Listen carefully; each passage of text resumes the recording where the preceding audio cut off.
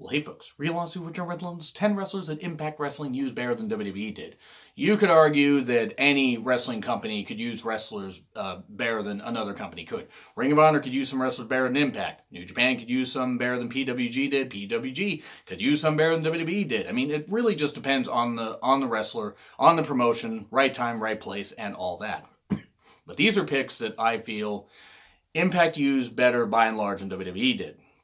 And some of them are current WWE stars. Some of them, had better runs in Impact. And it's certainly arguable, and I'd love to hear in the comments what you guys have to say. And if you guys can think of anybody I missed, please leave in the comments. If I can get another 7 to 10, I will do another list at some point. Anyway, number 10, Bobby Roode. Remember when Bobby Roode was TNA World Champion and was actually used as the main event star that we all knew he could be and that he had earned through hard work, being a great tag team wrestler in Team Canada and Beer Money? Remember that? And then Beer Money split and he became TNA World Champion and was treated like a star. Really was just this absolutely tremendous heel and this great wrestler and everything. And he still is a great wrestler. Even as he approaches 40, you wouldn't even be able to tell. The guy can still wrestle well. The guy is an incredible athlete. Guy does have charisma when he's allowed to actually shine and not be so scripted on promos. The guy, and he did have a good run as NXT World Champion. The problem is then he was called to the main roster, and that was it. I mean, really, that was it. He was pretty much dead in water after that. He's got a cool theme, and that's it. As a recording this video, he's just teaming with Chad Gable, and they're both tremendous athletes, and maybe they just see Bobby Roode as somebody that can nurture the younger talents. But still, age really is just a number in his case, and in the case of others on this list. This guy really should be used a whole lot better than he is. He's a former U.S. champion on the main roster, and I had to be reminded of that. I totally forgot about that. He was used a ton better in Impact Wrestling, which is what I feared, but to be fair, he did earn this WWE run. Even if I feel he should be used better, it is what it is. But I still love his TNA World title run. Honestly, he was so good during that. His feud with James Storm, losing the title to Austin Aries eventually. It is a shame he only ever got to be world champion one time. But because it should have been twice, at least. But he was somebody that they really did treat like a star. And it's a shame he hasn't achieved that on the main roster. Especially in this year alone. Now we move on to number 9. Ron Killings. Ron Killings is a 2-time NWA TNA champion. I mean, hands up if you didn't know that. To be fair, it's nothing against Ron Killings. The guy has basically been a mid to lower card guy for his entire second run in WWE. He really wasn't used all that well in his first run in WWE, which was back in 2000, 2001. And he was treated like a pretty good star for a bit in NWA TNA. He did have the tag team runs, and he did have the 3 Live crew, which was okay. Killings was the best part of that, because you had Road Dogg, who was dealing with his issues, and thankfully he's cleaned those up, and Conan, who was not the performer that he was. But still, it seemed like they were pretty good on camera, and they seemed to enjoy their time. The 2-time NWA TNA champion, actually, he beat Ken Shamrock for that, and then lost the title to Jeff Jarrett in November of 2002. And then won it again in 2004. The whole point is Ron Killings is a really, really good athlete. At this point, he is somebody that moves tremendously well. If you want to talk about age, it's just a number.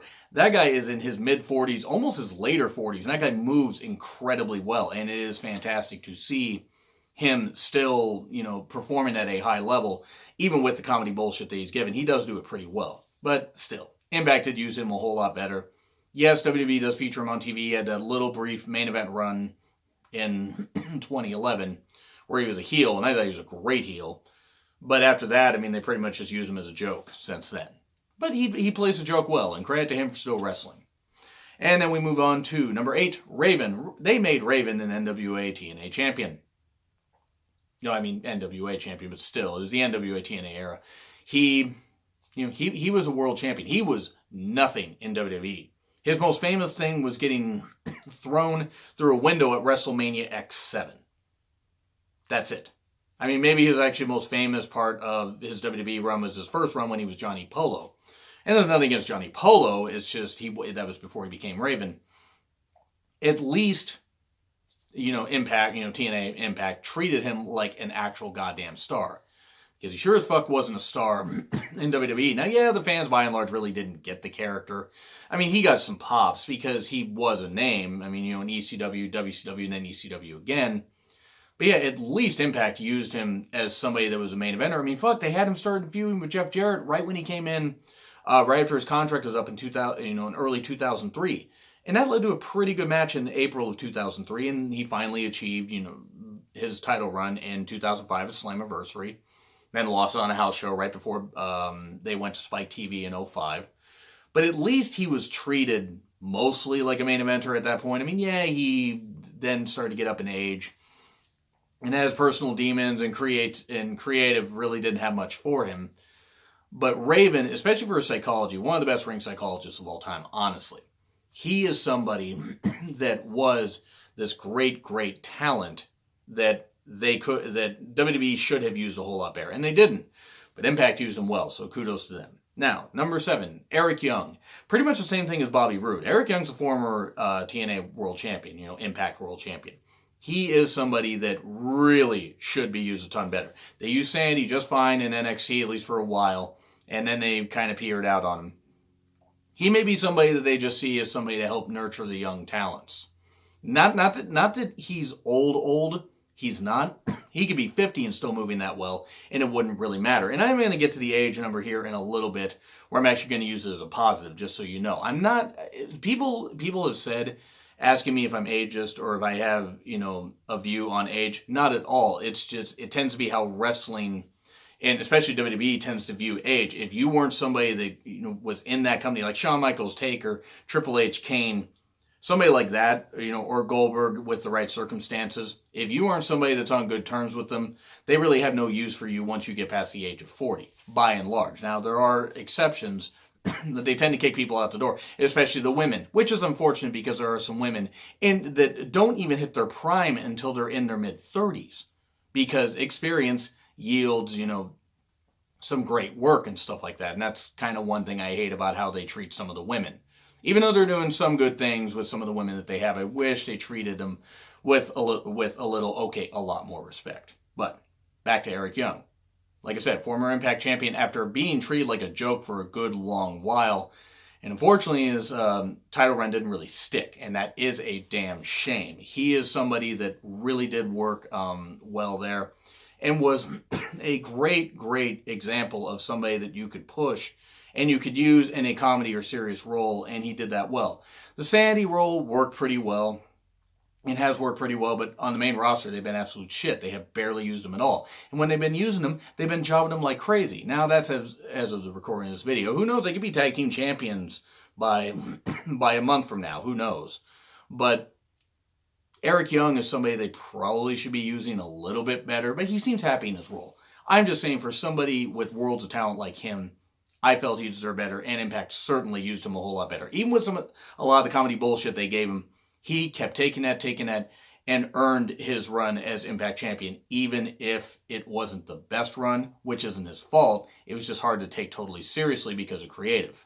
Now, we move on to number 6, Rhyno. Rhyno is somebody, hey, they made him an NWA champion for all of like 3 days, but they treat him like a star more. I mean, yes, he had injuries in WWE. Yes, he had that personal issue that caused him to get fired, and get brought back just during his 90-day no-compete clause for a one-night stand, and he jobbed to Sabu. He's cleaned up, and he's on good terms with the company now, and that's great. I just kind of wish that they had used him a little bit better, because Impact did use him well as, a main eventer. I mean, yes, he isn't necessarily a long-term world champion. ECW used him as a world champion, and it sort of worked. Don't get me wrong. But ECW by that point was pretty much purgatory because they were so far in debt. Rhyno for a couple of years was used as a big main eventer and a really credible talent, and that's how he should have been. He should have been booked like a beast, somebody who could run people over, run through people, have good matches, straight wrestling or hardcore matches. He is somebody that they could have probably given another title run to, and they didn't. It's kind of a shame. But he had some good feuds. And until later, I would say like 2009, 2010, he was treated more like at least upper mid card guy, mid card to upper mid card guy, and main event for a while. He's just somebody that seemed to be taken a little more seriously in Impact, and I kind of wish WWE would have been able to do that with him. Second run is what it is. He's near the end of his career, but that's okay. Number 5, Kurt Angle. This is the controversial choice because yes, Kurt Angle was in multiple WrestleMania classics and SummerSlam classics. And he was great at Survivor Series. He was great all around is basically my point of this. He was great almost from day one. But he had a longer run in Impact. And Impact treated him like a big deal right off the bat. Now he is a big deal. And now he's back in WWE's I would say near the end of his career. With all the stuff he's done to his body, I don't know how many more matches he has in him. And he's somebody that after I would say next year probably should retire because I'm worried about him, given his physical status. But Impact used him pretty well. Now, to be fair, there were times where maybe Kurt should have been, they should have curtailed what he was going to do. And curtail, no, it's not, a pun. He did a lot of moonsaults and a lot of shit that maybe he shouldn't have done. But for a few years, I'd say about for the first 4 years of his run, first 4 or 5 years, he was really treated like a big goddamn deal. Multiple TNA title runs. He, main event Mafia, feuds with Sting, feuds with Jeff Jarrett, feud with Mick Foley. That feud with Samoa Joe was absolutely tremendous. He really was treated like a big goddamn deal, and he didn't have to work nearly as much because he was having his issues that he has thankfully cleaned up. I just feel that Impact treated him more like a big star and less like an expendable piece, like just a cog in the wheel, like, WWE started to. Even though they gave him a lot of runs, they did. He had a lot of classics, and they did use him well. It felt like they could have maybe used him just a little bit better, just a little bit, because he did want to go to part-time and Vince didn't, and Impact allowed him to extend his career. If he had stayed in WWE, there's no way he would have wrestled past 2009, I'd say. So it turns out that his run in Impact pretty much maybe saved his life. And that's great. Kurt's had a documentary about that and everything. Kurt's just one of the best of all time, and I'm glad he was able to have 2 really fantastic runs in 2 different companies and a longer run in Impact. And a lot of people may forget about that, but he had nearly a 10-year run there. I think it was like 9.5 years. And it's great. And he had some great classics there. He, honest to God, had some great classics. Then we move on to Gail Kim. Gail Kim is somebody who even now, she entered her prime, I would say like what, 2009? 2009 for like a number of years. She had a great feud with Awesome Kong. She, faced Jacqueline at Lockdown 2007 in like a women's cage match that was fucking tremendous. She was forefront of the Knockouts division, as were some other women. Don't get me wrong, but Gail Kim is the piece that they built around her, and Awesome Kong had a great feud. Gail really is Impact. She is the Knockouts division. She's like her and Dutch Mantel were obviously like the main pieces of it. But that's not discounting any of the other women that starred that. Angelina Love, Velvet Sky. However I feel about them as wrestlers, they were certainly big as far as like stars that they built around. Roxy Laveau, somebody has forgotten about. Christy Hemme even had some matches, unfortunately until her neck injury. But Gail Kim, Awesome Kong is the main feud that they focused on. And Taylor Wilde, somebody has forgotten about. There are so many women that WWE forgot about, or that Impact, didn't forget about, that other companies did, and Impact helped build a solid Knockouts division. Now, yes, after, some issues, like after, pretty much, I'd say by 2011, they started to like kind of use it pretty bad, which is unfortunate because the women were drawing some of the highest rated segments there, and Gail Kim is a big reason why. Now, yes, she went to WWE from 2009 to 2011, because she needed more money. I believe she had a 6th sister at the time. Not Faulkner. I believe that's just what she said. But she is the Knockouts division. She is pretty much the Trish Stratus, I guess. Because WWE props up Trish Stratus. Gail Kim might be the Medusa. Because Medusa is pretty good for women's wrestling also. Gail Kim is just somebody that even now I think could wrestle and still put on a classic match. I believe she's mainly retired due to injuries, due to whatever. Maybe she just wanted to retire. But she is somebody that I think could wrestle off and on for a number of years and still have some classic matches. And she got great matches out of a lot of people that you wouldn't have expected. And Gail Kim is somebody that Impact understood and saw this great talent. And I almost put her number one, but I had my reasons for putting the others a bit higher than I did. But Gail Kim was damn close to being number one, but I had to put her in the top 5. I had to put her above Kurt Angle, because at least Kurt was treated like a star in WWE. Gail Kim was treated like a goddamn joke. And she is anything but a goddamn joke. And that's all I gotta say. Number 3, EC3. Gonna make this short and sweet. EC3, yes, he is over in NXT. He's not necessarily being used the best. I was not so sure how the character was going to work in TNA. At the time, TNA, now Impact Wrestling. I wasn't sure how the character was going to work. It worked a whole lot better than I thought. And Derek Bateman, he shed the Derek Bateman skin, came EC3, huge star, really built a damn solid main event career there. And that guy is tremendous. And I hope that WWE recognizes the talent that they have here. I know not everybody can be on TV all the time, but I wonder if he's just going to end up being mid-card. If he's going to end up being mid-card in NXT and WWE, when he really should be pushed in the upper mid-card to main event scene. That guy is money on the mic, and he's money in the ring. That's all I got to say. Now, Bobby Lashley's number 2.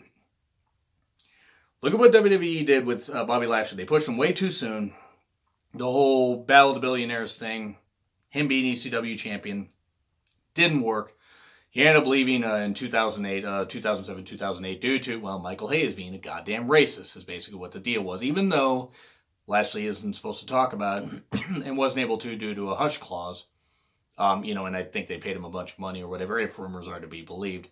I don't think there's any doubt that Michael Hayes had something to do with it, because he tended to have something to do with a lot of black wrestlers having issues.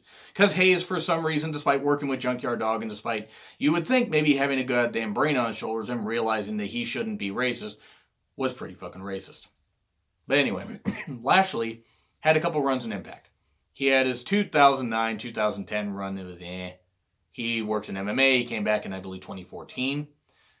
Lashley, 2014, 2015, he was used like a dynamite performer. Lashley is somebody that doesn't need to talk much. I mean, he got better on the mic. He did. But his silent destroyer stuff and his being a fucking heel and just this fucking dick and just running people over and this dominating, just monster that could kill people, that's what Lashley should be. And that's why I don't understand about how WWE in this, in this current environment has already managed to pretty much torpedo the guy. Because look at Lashley's run. I think he held all the belts at one point, except the Knockouts title. He held all the belts. I mean, I know he held the Impact. I think he held the Impact World Championship, the Grand Championship, and the X Division title. At least I know he held 2 of them. I don't know if he held the Grand title. But the whole point is, he at one point held a bunch of titles. And he was, he was somebody that was absolutely great. And still is, don't get me wrong. He is a tremendous athlete. But just you look at what Impact did with him, and you're just looking at WWE, you're like, you have all this money, you have all this creativity, alleged creativity. You have these alleged geniuses working for you. How can you not look at this guy and say, hey, let's use this guy a whole lot better than, oh no, let's bring him back as babyface, feed him to Roman, and then wonder why he's not getting over. Yeah, Impact used him a shit ton better. And number 1, Christian. They made Christian a 2-time NWA champion.